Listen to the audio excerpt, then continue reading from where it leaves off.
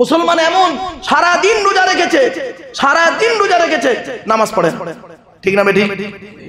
এ মুসলমান এমন রোজাও রাখেনি, নামাজও পড়েনি, ইফতারের সময় দেখবেন ইফতার পার্টিতে বসে বসে। তার কত রকম কোয়ালিটির মুসলমান ভাবুন। চলুন 2 নাম্বার হলো কি, হালাল খাবার খেতে হবে। কোরআনের দলিল, হে ঈমানদার বান্দাগণ, কোরআন বলছে ইয়া আইয়ুহাল্লাযীনা আমানু কুলু মিন তাইয়্যিবাতি মা রাযাকনাকুম ওয়াশকুরু লিল্লাহি ইন কুনতুম ইয়্যাহু তা'বুদুন। পবিত্র কোরআনে বলা হয়েছে 2 নম্বর পারা 4 নম্বর পৃষ্ঠা 14 নম্বর লাইন, সূরার নাম সূরা বাকারা, হে ঈমানদার বান্দাগণ, কুলু মিন তাইয়্যিবাতি মা রাযাকনাকুম, আমার দেওয়া হালাল রিজিকগুলো তোরা ভক্ষণ কর, হারাম খাবারগুলো কখনোই খাবি না। আর হালাল খাবার খেতে খেতে ওয়াশকুরু লিল্লাহ, আমি আল্লাহ আমার শুকরিয়া আদায় কর। আমি আল্লাহ শুকরিয়া আদায় করলে কি করব? লা ইন শাকারতুম লা আযীদান্নাকুম, তোরা যদি খেতে খেতে শুকরিয়া আদায় করিস হালাল খাবার খেতে খেতে, আমি আল্লাহ ওই খাবারে বেশি বেশি করে নিয়ামত দান করব। আমার বাপেরা, তাহলে 2 নাম্বার হলো কি, হালাল খাবার খেতে হবে। 3 নাম্বার, আচ্ছা তাহলে 3টি তো হয়ে গেল। 1 নাম্বার হলো সৎ হতে হবে, 2 নাম্বার হলো কি 5 ওয়াক্ত নামাজি হতে হবে, 3 নাম্বার হলো কি হালাল খাবার খেতে হবে। এটা জলসা কমিটির কাজ, কমসে কম বাবা খারাপ ভাববেন না আমাকে। এবার আসছি শ্রোতা। শ্রোতা হতে গেলে 3টে জিনিস লাগবে। 1 নাম্বার শরীর পাক। তো আশা করি এখানে যারা বসে আছেন প্রত্যেকের শরীর পাক আছে। হয়তো অনেকে 2-1 জনের অজু এখন নাও থাকতে পারে, শরীরটা কিন্তু পাক আছে। 2 নাম্বার কাপড় পাক। আশা করি আপনারা যে যেমন চয়েসেবল কাপড় পরে আছেন, আপনাদের প্রত্যেকের কাপড়গুলো পাক আছে। 3 নাম্বার জায়গা পাক, আল্লাহর ঘরেই বসেছেন, জায়গাটাও পাক আছে। তাহলে আপনারা শ্রোতা হিসাবে 3টে জিনিস আপনাদের পারফেক্ট আছে। এবারে আসছি মসজিদ কমিটি হতে গেলে কটা গুণ লাগবে? 5টা। কটা? 5টা। এটা আমার কথা নয়, কোরআনের কথা। পবিত্র কোরআনে কোথায় লেখা আছে? ইন্নামা ইয়ামুরু মাসাজিদাল্লাহ মান আমানা বিল্লাহ ওয়াল ইয়াউমিল আখির ওয়া আকামাস সালাত ওয়া আতাজ যাকাত ওয়া লাম ইয়াখশা ইল্লাল্লাহ ফাআসা উলাইকা ইয়াকুনু মিনাল মুহতাদিন। পবিত্র কোরআন 10 নম্বর পারার 7 নম্বর পৃষ্ঠা 8 নম্বর লাইন, সূরার নাম সূরা তাওবার 18 নম্বর আয়াত। আমি বলিনি, আল্লাহর কোরআন বলছে। আল্লাহ বলছেন আমার ঘরের দায়িত্ব তারাই নেবে যাদের মধ্যে 5টা গুণ থাকবে। 1 নম্বর হলো ওই ব্যক্তি আমাকে আমার ঘরের দায়িত্ব নেবে, ওই ব্যক্তি আমার ঘরের দায়িত্ব নেবে যে ব্যক্তি আমাকে 100% বিশ্বাস করবে। জোরে বলুন সুবহানাল্লাহ। আমরা আল্লাহকে 100% বিশ্বাস করি? আরে ভাই বলুন না। হ্যাঁ, এই দেখেছেন 100% বিশ্বাস করি, মুখে বলি কিন্তু কাজে কিন্তু 100% নেই। দেখবেন, আমার কথা নয়, কোরআন থেকে দলিলটা দিচ্ছি।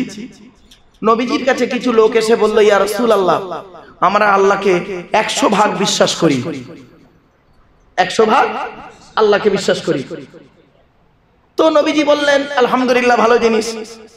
আল্লাহ পাক নবী জিবরাইলকে বললেন, জিবরাইল আমার নবীকে গিয়ে বলে দাও, ওরা যে আমাকে বলছে 100% বিশ্বাস করে, ওরা ফরশ মুখে বলছে 100% বিশ্বাস করি, দেখবে ও কাজের সময় দেখবে আমাকে 100% বিশ্বাস করে না। বলছি কিরকম? 1 মিনিট, কি হলো? কি বাবা ওটা? ও আচ্ছা আচ্ছা, হয়েছে এবারে ঠিক আছে বাবা, চলেন। আল্লাহ নিজেই বলছে, নবী দেখবে ওরা কিরকম আমাকে 100% বিশ্বাস করে। দেখো কোরআন বলছে, ফাইদা রাকিবু ফিল ফুলকি দা'উল্লাহ মুখলিসিনা লাহুদ্দিন ফালাম্মা নাজ্জাহুম ইলাল বাররি ইযা হুম ইউশরিকুন। 21 নম্বর পারা 3 নম্বর পৃষ্ঠা 3 নম্বর লাইন, সূরার নাম সূরা আনকাবুত। কোরআন জানিয়ে দিয়েছে, ফাইজা রাকিবু ফিল ফুলকি দা'উল্লাহ মুখলিসিনা লাহুদ্দিন। আল্লাহ বলছেন ওরা আমাকে বলছে 100% বিশ্বাস করি। দেখো নবী, ওরা যখন নৌকায় করে নদী পার হতে যায়, নদীর মাঝখানে যখন নৌকাটা একবার টলমল করে, ওরা তখন প্রত্যেকেই মরণের ভয়ে আল্লাহ আল্লাহ বলে চিৎকার করে। আল্লাহ বলে আমার নাম রহমান, আমার নাম রহিম। ওদের কান্না সহ্য করতে পারি না। ফালাম্মা নাজ্জাহুম ইলাল বাররি, যখন ওদের কান্না সহ্য করতে না পেরে আমি রহমানুর রহিম ওদের যখন ডাঙায় তুলে দিই, ওরা এত বড় মুনাফিক বদমাইশ, যেই ডাঙায় উঠে গেল বিপদ থেকে উদ্ধার হয়ে গেল, ইজাহুম ইশরিকুন, তখন আমার সঙ্গে শিরক করে আর বলে মাঝি ভালো ছিল বলে বেঁচে কিছু বের হয়ে মরে যেত। একদম বাস্তব, একদম বাস্তব। এই দেখেন আরেকটা দলিল দিচ্ছে, কোরআনের আরেকটা দলিল দিচ্ছি। আমি বলিনি, কোরআন বলছে। গোটা কোরআনের ভিতরে যে কি আছে আপনারা ভাবতে পারবেন না। ফাইদা মাসাল ইনসানা দুররু দাআনা লিযামবিহি আও কাইদান আও কাইমা ফালাম্মা কাশাফনা আনহু দুররহু মাররা কাআল্লাম ইয়াদউনা ইলা দুররিম মাসসা। 11 নম্বর পারা, সূরার নাম সূরা ইউনূস, 12 নম্বর আয়াত। আল্লাহ বলছে মানব জাতি যখন আমি আল্লাহ কোনো বিপদ আপদ মুসিবত দিই, ও তখন দাঁড়িয়ে বসে শুয়ে কাকুতি মিনতি করে আমার কাছে কান্নাকাটা করে। ঠিক না বে ঠিক? দাঁড়িয়ে বসে শুয়ে কাকুতি মিনতি করে আমার কাছে কান্নাকাটা করে। আর যেই ওর বিপদ থেকে উদ্ধার করে দিই, যেই ওর বিপদ থেকে উদ্ধার করে দিই, ও তখন আমাকেই ডিনাই করে দেয়। বুঝতে পারছেন না?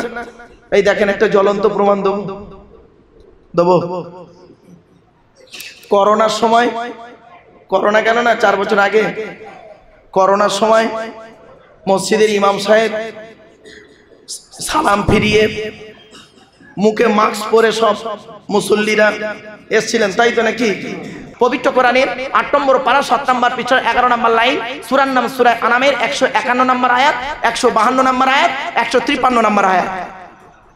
আয়াতটা পড়ে নিন। কুল তাআলাউ আতলু মা হারামা রাব্বুকুম আলাইকুম আল্লা তুশরিকু বিহি শাইয়্যা। তোমরা আল্লাহর সঙ্গে কাউকে শরীক করো না, হারাম। 2 নম্বর ওয়াবিল ওয়ালিদাইনি ইহসানা, পিতামাতার সঙ্গে অবাধ্যতা করো না, পিতামাতাকে গালি দিও না, পিতামাতাকে অত্যাচার করো না, হারাম। আর লা তাকতুলু আওলাদাকুম মিন ইমলাক, তোমরা সন্তানদেরকে হত্যা করো না। এই আয়াতের তাফসীর অন্য আয়াত দিয়ে আছে লা তাকতুলু আওলাদাকুম মিন খাশিয়াতি ইমলাক, সূরা বনী ইসরাঈলে বলা হয়েছে, শুনে রেখে দিই, সন্তানদেরকে খাওয়াবার ভয়ে হত্যা করো না। অনেক মানুষ এখানে বসে আছে একটা বাচ্চা নিয়ে আর দ্বিতীয় বাচ্চা নিতে চায় না। অনেক মা বোন আছে দেখবেন একটা বাচ্চা নিয়ে দ্বিতীয় বাচ্চা নিতে চায় না। কেন? খাওয়াবো কি করে, জন্ম দিলে মানুষ করতে হবে, অমুক করতে হবে। আরে রিজকের মালিক আল্লাহ, সন্তান দেওয়ার মালিক আল্লাহ, সন্তান নেওয়ার মালিকও আল্লাহ, আর নিঃসন্তান করার মালিক আল্লাহ। ঠিক না ঠিক? আরে বাস্তব কথা বলছি। কোরআনে আল্লাহ পাক বলছেন লিল্লাহি মুলকু সামাওয়াতি ওয়াল আরদি ইয়াখলুকু মা ইয়াশা ইয়াহাবু লিমান ইয়াশাউ ইনাসা ওয়া ইয়াহাবু লিমান ইয়াশাউ যুকুর আও ইযাউযুকুম যুকুরানা ওয়া ইনাসা ওয়া ইয়াজআলু মান ইয়াশাউ আকিবা। সূরা শুআরার মধ্যে আল্লাহ পাক বললেন 25 নম্বর পারা 7 নম্বর পৃষ্ঠা 12 নম্বর লাইন, আল্লাহ বলছেন আসমান পৃথিবী জমিনের মালিক হলাম আমি আল্লাহ, যা ইচ্ছা তাই সৃষ্টি করতে পারি, যাকে খুশি তাকে শুধু কন্যা দান করি। জোরে বলুন সুবহানাল্লাহ। নেই অনেক মানুষ আছে 4টে কন্যা, মেয়ে ছেলে নেই, নেই। আবার অনেক মানুষ আছে ওয়াহাবু লিমান ইয়াশাউ যুকুর, যাকে খুশি তাকে আমি আল্লাহ পুত্র দান করি, 4টে ছেলে মেয়েই নেই, নেই এমন। আবার আল্লাহ বলছেন আও ইযাউযুকুম যুকুরানা ওয়া ইনাসা, আমি আল্লাহ যাকে খুশি তাকে পুত্র কন্যা উভয় দান করি, 2টো ছেলে 2টো মেয়ে, হয়নি। আবার আল্লাহ বলছেন ওয়া ইয়াজআলু মান ইয়াশাউ আকিবা, আমি যাকে খুশি তাকে পুত্র কন্যা থেকে বঞ্চিত করে বাঁচা করে রাখি। 20 বছর বিয়ে হয়েছে, কোটি কোটি টাকার মালিক, ছেলে নেই মেয়ে নেই। ঠিক না ঠিক? তাহলে আপনারা দোষ দেন কেন? এজন্য অনুরোধ করে বলে যাচ্ছি, একটা সন্তান নিয়ে আপনারা মনে করছেন যে আমি খুব ভালো কাজ করেছি। না বাবা, আল্লাহ রাসূল বলেছেন ওই নারীকে বিবাহ করো যে নারীর সন্তান বেশি হয়, যে নারীর সন্তান বেশি হয়। আর তোমরা সন্তানকে বেশি করে নাও, কারণ কিয়ামতের মাঠে আমি আল্লাহর কাছে গর্ব করব। মনে রাখবেন আপনার কোন সন্তানটা আল্লাহওয়ালা হবে, কোন সন্তানটা আলেম হাফেজ হবে আপনি তো জানেন না। মনে রাখবেন সন্তান রাখবেন, ওই একটা সন্তান নিয়ে আল্লাহ বলে ওকে আমি দিচ্ছি, ও নিচ্ছে না, আর ওকে দিইনি, ও পাগলের মতো খালি ঘুরছে, হসপিটাল হসপিটাল ঘুরছে। একটা বাচ্চা দেবে, কোটি কোটি টাকা দেবো। বাড়ি থেকে ভাববেন সন্তান হওয়াটা না, বাপ ডাক্তার শোনাটা কত বড় নিয়ামত, আব্বা ডাক্তার শোনাটা কত বড় নিয়ামত, মা ডাক্তার শোনাটা কত বড় নিয়ামত। পরে বুঝতে পারবেন, এখানে এখন বুঝতে পারবেন না। যারা এই পরিস্থিতিতে এসেছে তারাই বুঝতে পেরেছে। চলো এবারে আসছি, সন্তান হত্যা করবেন না। অনেকে দেখবেন সন্তান হত্যা করে। এই সন্তান হত্যার 2টো রাস্তা আছে, একটা বিয়ের আগে সন্তান হত্যা করেছে, আর একটা বিয়ের পরে সন্তান হত্যা করেছে। বিয়ের আগে সন্তান হত্যা করেছে কিরকম? অবৈধ সম্পর্ক করে, তাই না? খবরদার নয়, হারাম হারাম। ডবল গোনা করেছেন, সন্তান হত্যার একটা গোনা আর জেনা করার গোনা। আর বিয়ের পরে যারা সন্তান হত্যা করেছেন ওই ট্যাবলেট খেয়ে, ইনজেকশনের মাধ্যমে, ওয়াশের মাধ্যমে, কোরআনে আল্লাহ পাক বলেছেন ওয়াইজাল মাউউদাতু সুইলাত বিআইয়ি যামবিন কুতিলাত, ওই সমস্ত মৃত সন্তানদেরকে কিয়ামতের মাঠে জিজ্ঞাসা করব কোন অন্যায়ের কারণে তোমাদের পিতামাতা তোমাদের হত্যা করেছিল। ওই মাসুম মাসুম বাচ্চারা বলবে আল্লাহ আমরা হত্যা হতে চাইনি, আমাদের মাম্মা আনন্দ ফুর্তি করলো, বাপের পৃষ্ঠ হতে মায়ের পেটে এলাম, বাপ আর মা দুজনে মিলে যুক্তি করে আমাকে মেরে দিল। আল্লাহ বলবেন ওর ঠিকানা হলো জাহান্নাম। খবরদার নয় বাবা, এইরকম সন্তান হত্যা যারা করেছেন এখন থেকে তওবা করে নিন এবং খোদার কাছে কাঁটা কাটা করুন। এখানে বসেছেন কেন? এতক্ষণ বসে আছেন কেন? 11:30 পার হয়ে গেছে, কেন বসে আছেন? একটাই কারণ, নিজের পাপের কথা খেয়াল করে চোখের পানিটা ঝরা। আমি হাসির ছলে অনেক কথা বলছিলাম, মাইন্ডগুলোকে ঠিক করছিলাম। মনে রাখবেন যে হাসির ছলে যে কথাগুলো বলেছি, হাসিগুলো কাল সকালবেলা বাদ দেবেন, হাসিগুলো বাদ দিয়ে মূল কথাগুলো নিয়ে মূল্যায়ন করবেন। মূল কথাগুলো নিয়ে কথা বলতে গিয়ে কিছু হাসির ছলে কথা বলেছি, বাড়িতে গিয়ে ভাববেন আপনি কোন জায়গায় দাঁড়িয়ে আছেন। এরপরে আল্লাহ পাক বলছেন লা তাকরাবুল ফাওয়াহিশা মা যাহারা মিনহা ওয়া মা বাতান। আল্লাহ পাক বলছেন প্রকাশ্য অপ্রকাশ্য পাপ কাজের ধারে বাড়ি যেও না। প্রকাশ্য পাপ কাজ কাকে বলে আপনারা জানেন, আর অপ্রকাশ্য পাপ কাজ কাকে বলে আপনারা জানেন। আমরা প্রকাশ্য পাপীকে মসজিদ থেকে বের করে দিই। প্রকাশ্য পাপীকে মসজিদ থেকে কি করি? বের করে দিই। ধরুন আপনাদের গ্রামে একটা ছেলে প্রচুর পরিমাণ মদ খেয়ে, সাদা পায়জামা পাঞ্জাবি সাদা টুপি পরে প্রচুর পরিমাণ মদ খেয়ে জুম্মার দিনে খুতবা হচ্ছে, জুম্মার নামাজ পড়তে ঢুকেছে, মদের গন্ধ পেয়েছেন তাই তাকে বের করে দিলেন, ঘাড় ধরে বের করে দিলেন। ভালো কাজ করলেন, প্রকাশ্য পাপ কাজ করে যে বের করে দিলেন। আর অপ্রকাশ্য পাপ কাজ করে যে ঢুকে বসে আছে, শুনে নিন, মদ খাওয়া যেমন হারাম তার থেকে আরো কঠিন হলো সুদ খাওয়া তেমন হারাম। মদখোরকে বের করে দিলে আর সুদখোরকে মসজিদের সভাপতি বানিয়ে দিলে, রাগ করবেন বাবা, কথাগুলো শুনতে খারাপ লাগছে না? অতি বাস্তব কথা বলছি। কবরে গেলে কিয়ামতের মাঠে আমার আল্লাহ আমার জবানটাকে টেনে ছেড়ে নেবে।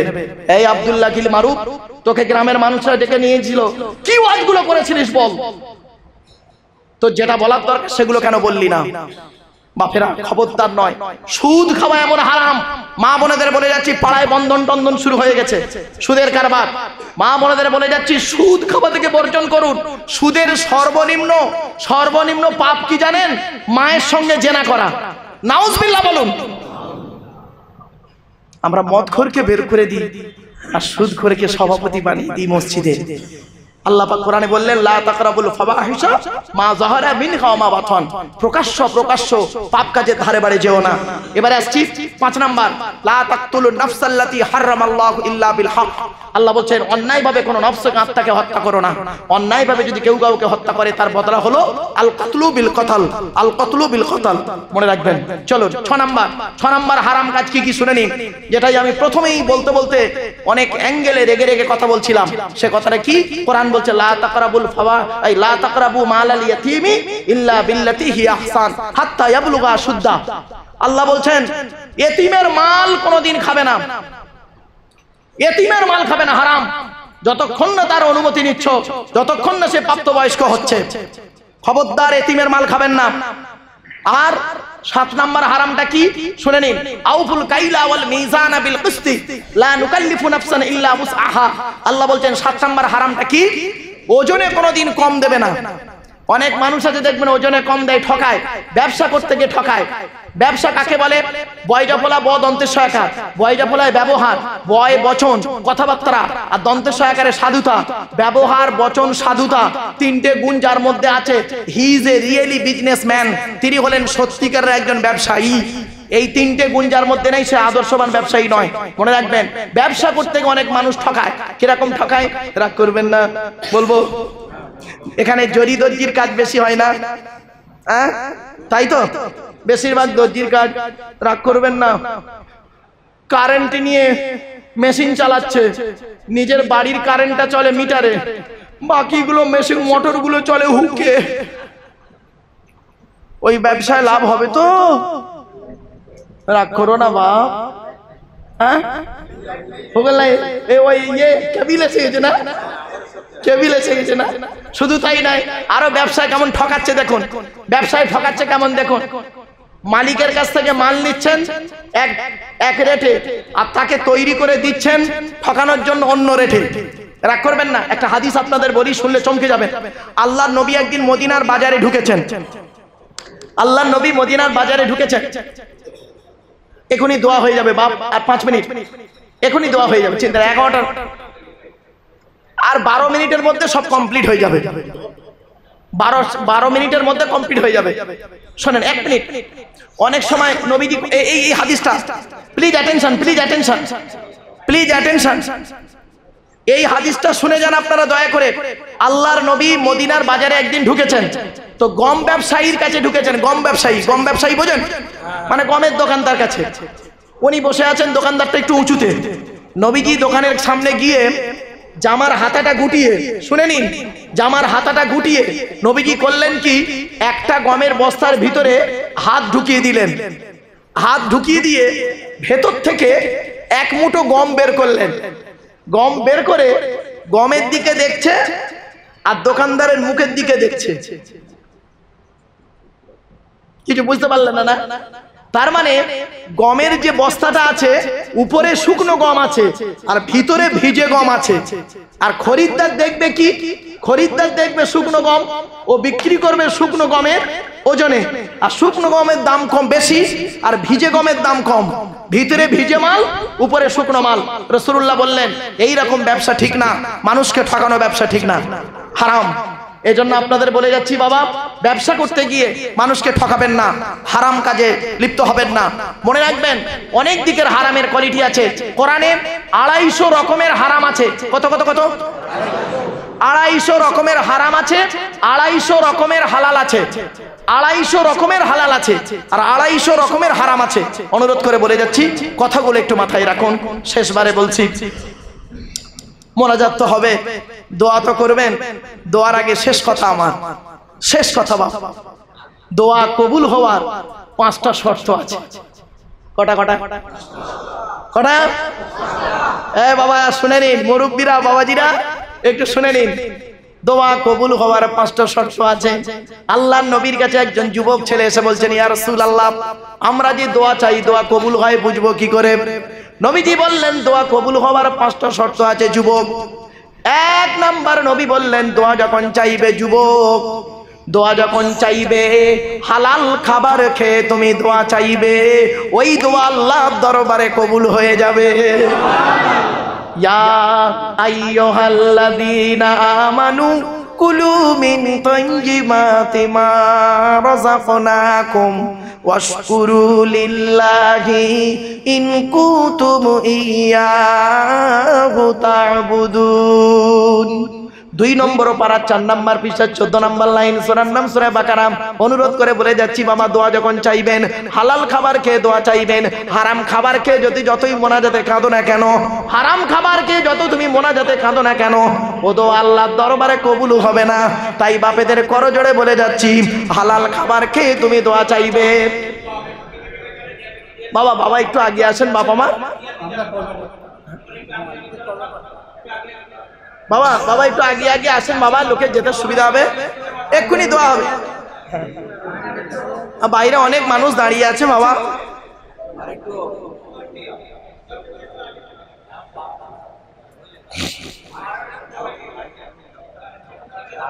বাপেরা, তাহলে দোয়া কবুল হওয়ার কটা শর্ত?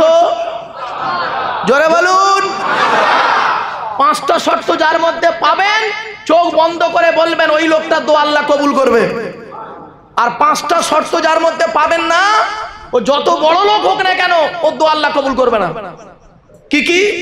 1 নাম্বার, দোয়া যখন চাইবে, হালাল খাবার খেয়ে তুমি দোয়া চাইবে। হারাম খাবার খেয়ে যত তুমি আল্লাহর কাছে কাঁদো না কেন, ও দোয়া আল্লাহর দরবারে কবুল হবে না। এই জন্য বক্তব্যের শুরুতেই বলেছিলাম, 2 ঠোঁটের মাঝখানে, মনে পড়ছে ওই যে ব্যাখ্যাটা কি? 2 ঠোঁটের মাঝখানে জিভটাকে ঠিক রেখো বাবা। হারাম খাবার খাওয়া থেকে জিভটাকে ঠিক করো। মনে রাখবেন, হারামের বিরানি ভাতের থেকে, হারামের বিরানি ভাতের থেকে হালালের ডাল ভাতটাই ভালো। ঠিক না বেটি? 2 নাম্বার নবী বললেন, যুবক রে, দোয়া যখন চাইবে, পৃথিবীর কোনো ব্যক্তি বস্তুর কাছে চাইবে না, একমাত্র তুমি আল্লাহর কাছে চাইবে। দলিল, ওয়া ইযা সাআলাকা ইবাদি আন্নী ফাইন্নী করিব উজিবু দাওয়াতাদ দাঈ ইযা দাআন ফালিয়াস্তাজিবুলি ওয়ালিয়ুমিনু বি লাআল্লাহুম ইয়ারশুদুন। 2 নম্বর পারার 7 নম্বর পৃষ্ঠা 6 নম্বর লাইন, সূরার নাম সূরা বাকারার মধ্যে আল্লাহ বলে দিলেন, আমার বান্দারা যখন নবী তোমাকে প্রশ্ন করবে আমার সম্পর্কে তুমি শুধু এতটুকুই বলবে, আন্নী ফাইন্নী করিব, আমি আল্লাহ তার খুবই নিকটবর্তী আছি। উজিবু দাওয়াতাদ দাঈ ইযা দাআন, বান্দা যখন আমাকে ডাকে আমি আল্লাহ তার ডাকে সাড়া দিয়ে থাকি। এই জন্য পৃথিবীর কোন ব্যক্তি বস্তুর কাছে চাইবেন না, চাইতে যদি হয় আল্লাহর কাছে চাইবেন। কার কাছে? আল্লাহর কাছে। 3 নাম্বার হলো নবীজি বললেন, যুবক রে, দোয়া যখন চাইবে সকলেরই জন্য দোয়া চাইবে, শুধু আমার বাপ আমার দাদা করো না। আচ্ছা, সকলের জন্য দোয়া চাইতে হবে, এ শিক্ষাটা কে দিলেন? আল্লাহ দিলেন। কোরআন কোরআনে শুনে নিন, টোটাল কোরআনের ভিতরে কপালিপ জবর ক, লামালিপ জবর লা, কলা দুটো আছে, আর বাকি সব জায়গায় আছে কপালিপ জবর ক, লাম জবর লা, কলা। কলা হলো একজন, এক বচন, আর কলা হলো দ্বিবচন, দুজন। তো আল্লাহ পাক বললেন, কলা রব্বানা যালামনা আনফুসানা ওয়া ইল্লাম তাগফির লানা ওয়া তারহামনা লানাকুনান্না মিনাল খাসিরিন। 8 নম্বর পারার 12 নম্বর পৃষ্ঠার 1 নম্বর লাইন, সূরার নাম সূরা আরাফের মধ্যে আল্লাহ বলে দিলেন, এখানে কলা দুজন ডাকলো, দুজন কে কে? আদম আর হাওয়া। তারা বললেন, রব্বানা যালামনা, ওগো আমাদের রব, আমরা জুলুম করেছি, ওয়া ইল্লাম তাগফির লানা, যদি আমাদেরকে তুমি ক্ষমা না করো তাহলে আমরা সবাই ক্ষতিগ্রস্ত হয়ে যাব। এজন্য বাবা দোয়া যখন চাইবেন সকলের জন্য দোয়া চাইবেন। কুল মুমিনিনাল মুমিনাত মুসলিমিনাল মুসলিমাত, সকলের জন্য দোয়া চাইতে হবে। 4 নাম্বার নবীজি বললেন, যুবক রে, দোয়া যখন চাইবে নবীর উপরে দরুদ পাঠ করে দোয়া চাইবে। হাদিস, দলিল হাদিস, আল্লাহর নবী বললেন, ইন্নাদ দুআ মাওকুফুম বাইনাস সামাই ওয়াল আরদিহি লা ইয়াসআদু মিনহু শাইউন হাত্তা তুসাল্লি আলা নবিকাম। আল্লাহর নবী বলেন, তোমরা যে দোয়াটা চাও ওই দোয়াটা আসমান আর জমিনের মধ্যবর্তী জায়গায় অবস্থান করে, ওই দোয়াটা উপরেও নিয়ে যেতে পারে না, নিচেও নামাতেও পারে না, যতক্ষণ পর্যন্ত তোমরা নবীর উপরে দরুদ পাঠ না করে দোয়া চাও। এই জন্য বাবা মোনাজাতের আগে আমরা নবীর উপরে দরুদ পাঠ করে দোয়া চাই। জোরে বলুন। কটা হলো? 4টে। এবার লাস্ট, এটাই শেষ। 5 নাম্বার হলো নবীজি বললেন, দোয়া যখন চাইবে বিনয়ের সঙ্গে দোয়াটা চাইবে। কি বললো? বিনয়ের সঙ্গে দোয়াটা চাইবে। অনেকে দেখবেন মোনাজাত করে, রাগ করবেন না কেউ, আমার ভুল বুঝবেন না কিন্তু। অনেক বক্তা আছে দেখবেন মোনাজাত করছে, আমার দিকে তাকান, আমার হাতের দিকে তাকান, আপনারা মোনাজাত করছে বক্তা, রব্বানা যালামনা আনফুসানা ওয়া ইল্লাম তাগফির লানা ওয়া তারহামনা লানাকুনান্না মিনাল খাসিরিন লা তাকনাতু মির রাহমাতিল্লাহ ইন্নাল্লাহা ইয়াগফিরু যুনুবা জামিআ ইন্নাহু হুয়াল গফুরুর রহিম আওফা বিযামরি ইলাল্লাহ ইন্নাল্লাহা বাসীরুম বিল ইবাদ আল্লাহু খায়রুন হাফিজা ওয়া হুয়া আরহামুর রাহিমিন। ঠিক না বেটি? গাঁট ভাঙছে, তেল মালিশ করছে, মোনাজাত করছে। মনে রাখবেন, দোয়া যখন চাই, ছোট্ট একটা উদাহরণ দিচ্ছি, বলুন তো দেখি। আচ্ছা, আমার এখনই 1 লাখ টাকা দরকার, কেউ দেবেন? কেউ দেবেন না। এখন ধরুন, জাস্ট ফর এক্সাম্পল, আমার 1 লাখ টাকা খুব দরকার, খুব বিপদে পড়েছি আমি। এখন আমি আপনাদেরকে বললাম মাইকে, ভাই আমি খুব বিপদে পড়েছি, আমার 1 লাখ টাকা দরকার। তো কে দেবে? কেউ দিচ্ছে না। একজন ব্যক্তি, ধরুন এই মুরব্বী, আমাকে বলল যে হুজুর আপনি টাকার দরকার, আপনার পাশে যে হাইচে বসে আছে দেখুন কোটি কোটি টাকার মালিক। তখন আমি ওনার কাছে 1 লাখ টাকা ধার চাইব। ধার ফিরি নয়, ধার পরে দিয়ে দিতে হবে। ওনার কাছে আমি ধার চাইবো। কিভাবে চাইবো আপনারা বলুন? প্রথমে হাজী সাহেবকে সালাম দেবো, মুসাফা করব, মুসাফা করে খুব বিনয়ের সঙ্গে বলবো, বাবাজি আমি খুব বিপদে পড়েছি, আমাকে 1 লাখ টাকা দেন, আগামী কালকে আমি পাঠিয়ে দেবো। উনি টালবাহানা করবে, উনি টালবাহানা করে, নিয়ম যেটা মানুষের যেটা নেচার, টালবাহানা করে, ইস সত্যি, উনি তো ডাইরেক্ট না বলছেন, কি বলছে শুনুন, ইস কি বলবো, এই সন্ধ্যা 6টার সময় একজনকে 6 লাখ টাকা দিয়ে দিয়েছি, তার মানে আমার কাছে নেই আর দেবো না, মানে দিয়ে দিয়েছি অন্যকে। এবার আমি কাঁদা কাটা করছি, খুব কান্না, হাত দুটো ধরে না এত কান্না কাঁদছি, ঝরঝর করে পানি পড়ছে। পাশে এই মুরব্বিটা দেখে বলছে, এ ভাই তুমি একটা লোক বটে, তোমার কাছে আছে তো, আমি খবর জানি, তারা আলেম লোক এরকম কান্নাকাটা করছে, দাও না, ও তো দিয়ে দেবে। তখন ইনি কি বলবে জানেন, দাঁড়ান আমার গিন্নির কাছে একবার জিজ্ঞাসা করি, রাগ করবেন নাকি? এটা স্বাভাবিক হয়, কেন গিন্নির বুড়ির কাছে টাকা রয়েছে, এরা দেওয়ার ক্ষমতা নেই, জিজ্ঞেস করি, জাস্ট একটা উদাহরণ দিচ্ছি বাবা, খারাপ ভাববেন না। এবার উনি টাকাটা দিলেন, দেওয়ার পরে আমি কাজটা মেটালাম। কি বুঝলেন আপনারা বলুন, শুনে নিন, আমার 1 লাখ টাকা প্রয়োজন, এই ব্যক্তির কাছে চাইলাম, ধার চাইলাম, কাকুতি মিনতি করে, চোখের পানি ফেলে, এই দৃশ্যটা আমার আল্লাহ দেখেন, আর জিবরাইল মিকাইল ইসরাফিলকে ডেকে বলেন, দেখবি আয়, দেখবি আয়, আদমের সন্তান আব্দুল্লাহ গিল মারুফের 1 লাখ টাকার কম দিয়ে ওকে পরীক্ষা করছি, দেখ ওই 1 লাখ টাকা ধার চাইছে একটা বুড়ো লোকের কাছে, কিভাবে চাইছে দেখ, কেঁদে কেটে বিনয়ী সহিত চাইছে, আর আমি আল্লাহ হলাম মালিকের মালিক, আমার কাছে মোনাজাত করছে, দেখ তেল মালিশ করছে, ও দোয়াই কবুল করবো। বুঝতে পারছেন? এই জন্য বলছি বাবা, 1 ঘন্টা ধরে বেয়াদবের মতো মোনাজাত করার থেকে 2 মিনিট ধরে মনের কথাটা আল্লাহকে বলবেন। ক্লিয়ার? মোনাজাত করা হবে, মোনাজাতের সময় কেউ বেয়াদবি করবেন না।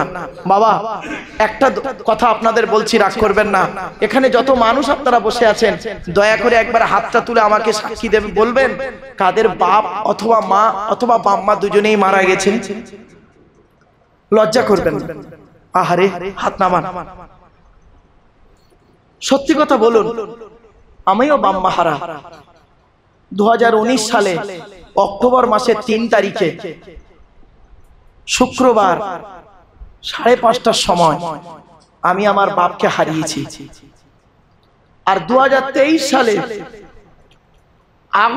জুন মাসের 28 তারিখ বগরাইদের দিন, বৃহস্পতিবার ছিল, বেলা 11:30টার সময় আমি আমার মাকে হারিয়েছি। বাপেরা টাকা পকেট ভর্তি ছিল, বাপ মাকে বাঁচাতে পারিনি। বাপের জানাজা নিজেই পড়েছে, মায়ের জানাজা নিজেই পড়েছে, বাপের কবরে নিজেই নেমেছিলাম, মায়ের কবরে নিজেই নেমেছিলাম, বাপের শেষবারে কাপড়টা খুলে মুখটা দেখেছিলাম, কবরে দিয়ে মায়ের শেষবারে মুখটা দেখেছিলাম। আজ সেই মুখটা চোখের সামনে ভাসে। যেদিন বাম্মাকে মাটি দিয়ে চলে এসেছিলাম, সেই দিন থেকে আজ পর্যন্ত কাউকে অন্তর থেকে আব্বা বা মা বলে ডাকতে পারিনি। আপনারা কি পেরেছেন? আপনারা পেরেছেন? এ বন্ধু, শ্বশুর কোনোদিন বাপ হতে পারে না, আর বাপ কোনোদিন শ্বশুরের জায়গায় নামতে পারে না, শাশুড়ি কোনোদিন মা হতে পারে না রে, আর মা কোনোদিন শাশুড়ির জায়গায় নামতে পারে না। আজ এখানে আপনারা বসে আছেন, মোনাজাতের সময় এতটুকু খেয়াল করুন, মরা বাম্মার ওই মরা মুখটার কথা একবার খেয়াল করবেন। দাদা দাদি নানা নানি যাদের মারা গেছে, শেষবারে মুখটা খেয়াল করুন, দেখবেন মোনাজাতে আর বেয়াদবি আসবে না। ঠিক না বেটা? আমার বাপেরা, একদম ধীর স্থির ভাবে আমরা মোনাজাত করব। সকলে বিসমিল্লাহ সহ সূরা ফাতিহা আলহামদুলিল্লাহ একবার পড়ুন, বিসমিল্লাহ সহ সূরা ইখলাস কুল হুয়াল্লাহ 3 বার পড়ুন, আর বেজর সংখ্যায় দরুদ শরীফ কয়েকবার পড়ুন। বাপেরা,